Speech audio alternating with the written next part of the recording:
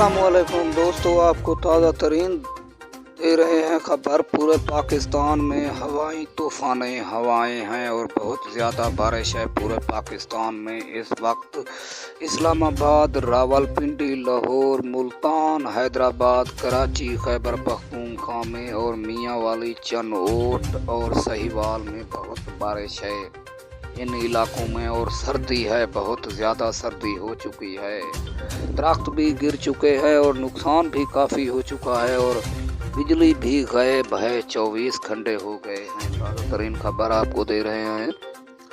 आप दोस्तों से गुजारिश है, अगर आपने मेरे चैनल को सब्सक्राइब नहीं किया तो कर लो। इस वक्त पूरे पाकिस्तान में मौसम साफ है और सर्दी है बहुत ज़्यादा पूरे पाकिस्तान में और बारिश है। ये सिलसिला 2 दिन तक रहेगा। ताज़ा तरीन खबर।